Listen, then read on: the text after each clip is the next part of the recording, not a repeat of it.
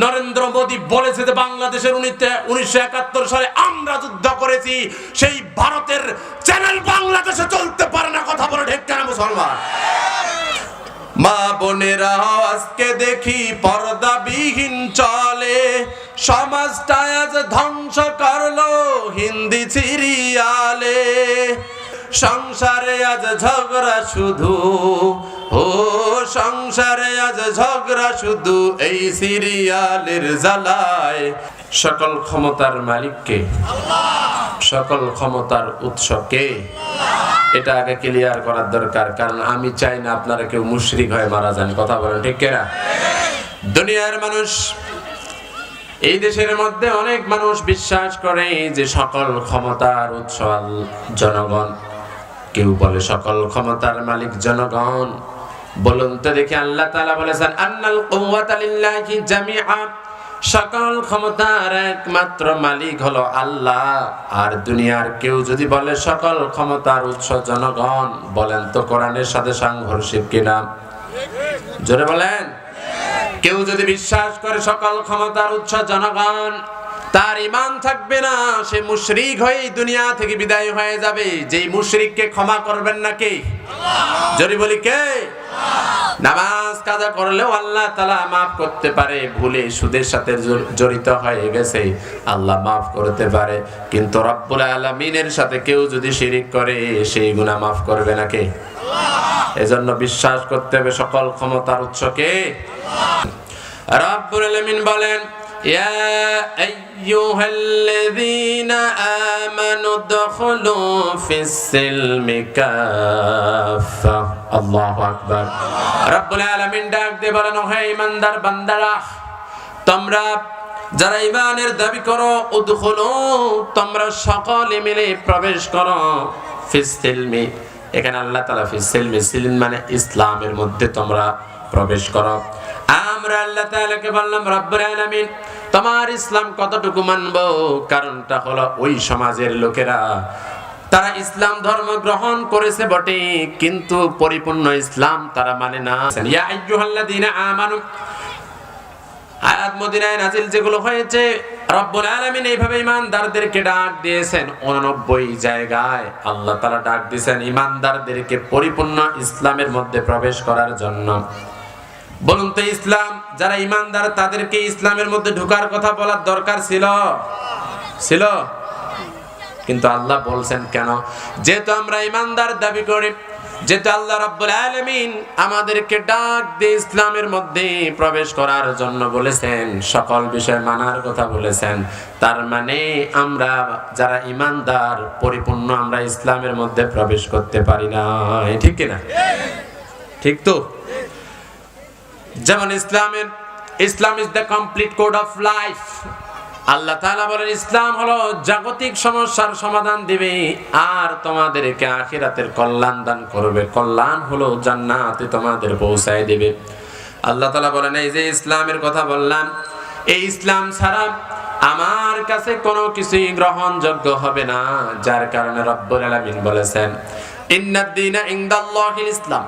রব্বুল আলামিন ইনার কাছে শুধুমাত্র একমাত্র গ্রহণযোগ্য জীবন ব্যবস্থার নাম হলো ইসলাম।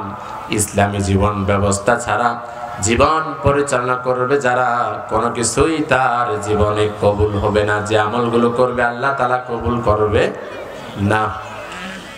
আল্লাহ তাআলা এই জন্য বলে দিলেন ওয়া মাইয়াবতাগি গায়রাল ইসলামি দীনান ফালাই ইউকবালা মিন। আল্লাহু আকবার।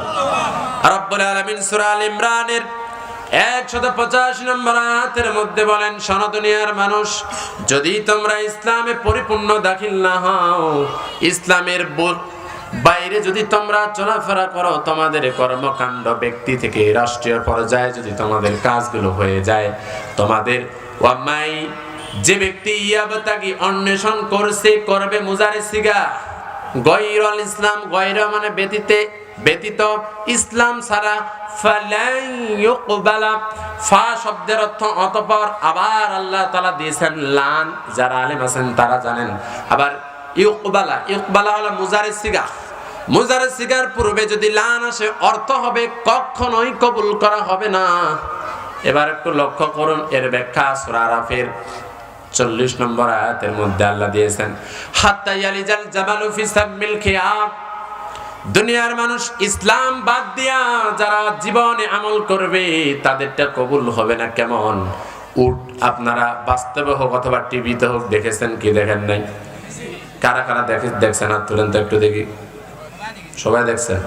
উট কি এই ছোট একটা প্রাণী? ছাগলের মতো, মুরগির মতো, তাহলে মশার মতো, কিসের মতো? বড়। কথা বলেন ঠিক কিনা? যেহেতু উট দেখছেন, আল্লাহ তাআলা বলছেন, ও দুনিয়ার মানুষ তোমরা সুইও দেখছো, সুইয়ের মধ্যে একটা ছিদ্র আছে না নাই? এই এতখান, কতটা? এই ছোট্ট সুইয়ের ছিদ্র দিয়া উট প্রবেশ করা কি সম্ভব? আল্লাহ তাআলা বলছেন ওই যে সুইটা আছে, সুইয়ের মধ্য দিয়া উট প্রবেশ করবে যেদিন, ইসলাম বাদ দিয়া প্রপার অনুসরণ করবে না যারা, তাদের আমলগুলো কবুল করা হবে সেদিন। এবার বলেন তো দেখি, ছোট্ট সুইয়ের ছিদ্র দিয়া কি উট প্রবেশ করা সম্ভব?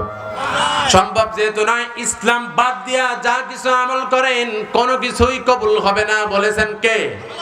সূরা আল ইমরান 185 নম্বর আয়াত।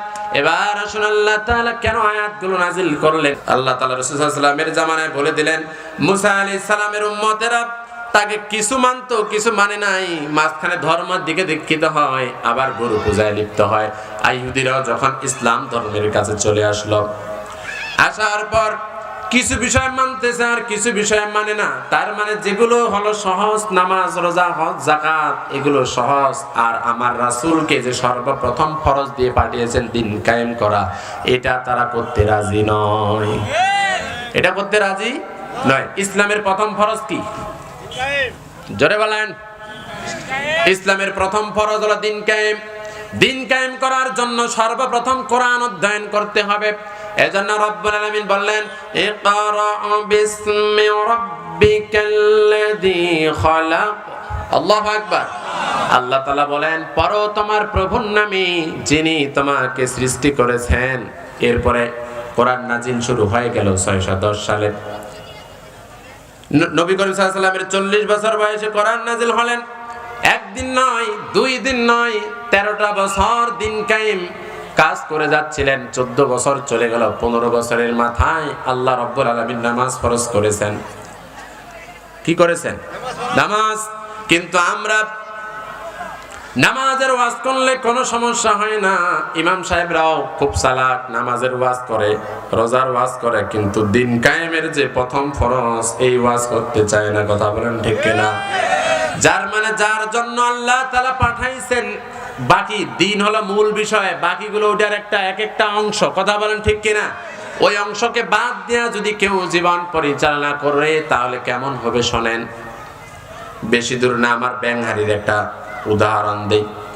বলেন তো দেখি, যখন বিবাহের অনুষ্ঠান হয় বরযাত্রী নিয়ে যাওয়া যায়, হয় কিনা? জোরে বলেন। হয়। ওদিন যে খাওয়া দাওয়ার আয়োজন করা হয়, কার জন্য সবাই খাবার পায়? জোরে বলেন। আপনারা সবাই মিলে গেছেন, বরযাত্রীকে সুন্দর করে খাওয়াইতে বসাইছে, সুন্দর করে খাওয়াও সারা বর, সেই তার সামনে টেবিলের মধ্যে খাবারের আয়োজন করা হয়েছে, বিশাল প্লেট, দুলাভাইগুলো পাশে বসছে। এমন সময় একজন তথ্য দিল, এক অথেন্টিক তথ্য, তোমাকে যেই মেয়েরকে দেখাইছে বিয়ার সময়, এই কনে দেখার সময়, ওর সাথে তোমার বিবাহ হবে না, ওর ছোট বোন একটু শ্যামলা, তার সাথে তোমার বিবাহ হবে। পাত্র বলে যে এই জায়গায় থাকা যাবে না, আস্তে করে এই কাপড় ফাঁক করে চল। কি চল? এই বিয়ের মূল আকর্ষণ কে ছিল? জোরে বলেন। বর যখন শুনে ফেলছে সবাইকে তো একসাথে নিয়ে যাওয়া যাবে না, একাই আস্তে করে কাপড় ফাঁক করে চলে গেছে, এক এক করে দুলাভাই চলে যায়। মাত্র 5 মিনিট পর যখন খবর আসলো যে বর পালাইছে, এবার বলেন তো দেখি বরযাত্রীর অবস্থা কেমন হবে? কেমন খারাপ। মায়ের একটা মাটিতে পড়বে না, সব পিঠের উপর। কথা বলেন ঠিক কিনা? আমাদের ব্যাঙাড়িতে এমন একটা বিবাহ হয়েছে, এই বরযাত্রী ইসলামের মধ্যে হারাম। দরকার নাই। কেন? যদি মেয়ের বাবা স্বেচ্ছায় বলে আমি কিছু খাওয়াতে যাই তাহলে ঠিক আছে, আর আপনি যদি চাপায় দেন তাহলে হারাম। কথা বলেন ঠিক কিনা? বরযাত্রী সিস্টেম বাদ দেন, ওলিমা খাওয়ার নিয়ত করেন। আপনি ছেলেকে বিয়ে দিচ্ছেন, মেয়ে কোন যা আছে ওর আত্মীয় স্বজনকে দাওয়াত দেন। তো হয়েছে কি, বরযাত্রী আসার কথা ছিল 80 জন, ওরা আল্লাহ এরা টার্গেট করছে না সর্বোচ্চ 120 জন আসবে, ওরা 240 জন আসছে। এক পর্যায়ে মায়ের কেমন মায়ের সিয়ার কয়েকটা ভাঙছে, যায় যেমন করে পালায়। ভাগ্যিস ভালো কারেন্ট চলে গেছে আর সোলারের বাতি দিয়ে পরের দিন দেখতে যাওয়ার বলে মাথা ফাটিছে, এর সাল গেছে, এর সাল গেছে, পরে বিয়ে হয় না। কেন? পরে তখন বিয়েটা হইলো ওই মাত্র 1 মাস আগে এই কাজিনামা করা আছে। তাহলে ওই বিয়ের প্রধান আকর্ষণ কে ছিল? জোরে বলি কে? বর। বর যদি চলে যায়, বরযাত্রীর অবস্থা তেমন খারাপ হয়ে যায়।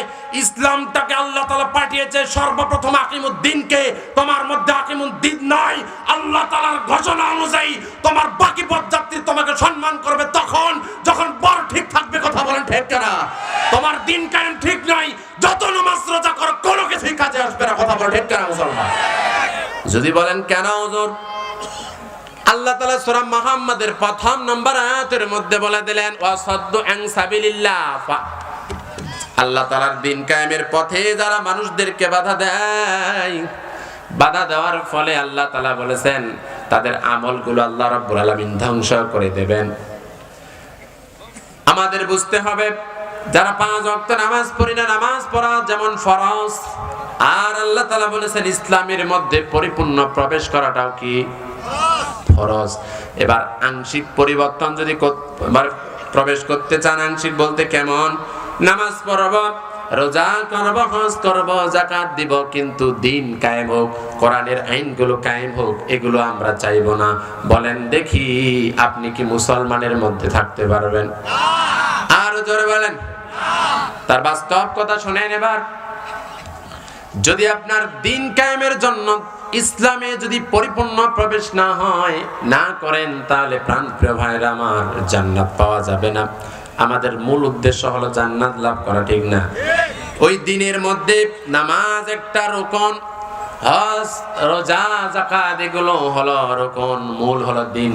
দিন যখন কায়েম হয়ে যাবে এরকম আর ওয়াজ করা লাগবে না। মুয়াজ্জিন সাহেব যখন আজান দিয়ে দেবে আল্লাহু আকবার, আল্লাহু আকবার, যখন আজান দেওয়া শুরু হয়ে যাবে মানুষেরা সবাই প্রিপারেশন নিয়ে নেবে যে আমাকে এই মুহূর্তে মসজিদে যাইতে হবে। আর যখন হাইয়া আলাস সালাহ যখন বলা শেষ হয়ে যাবে, দেখবেন অটোমেটিক মসজিদ বোঝাই হয়ে যাবে। কারণ যদি মসজিদ বোঝাই না হয় তাহলে সেনাবাহিনী, পুলিশ বাহিনী, র্যাব বাহিনীর মায়ের কপালে আছে না নাই? জেল আছে না নাই? বলুন তো দেখি, নামাজ কায়েমের কথা আল্লাহ তাআলা কতবার বলেছেন? আল্লাহ তাআলা বলেছেন ওয়া আকিমুস সালাতা ওয়া আতুজ যাকাতা ওয়ারকাউ মা'আর রাকিঈন। আল্লাহ তাআলা সূরা বাকারা 1 নম্বর পারা 5 নম্বর পৃষ্ঠার এটা 43 নম্বর আয়াতের মধ্যে বলেন তোমরা নামাজ কায়েম করো আর তোমরা যাকাত প্রদান করো, রুকু করো রুকুকারীদের সাথে।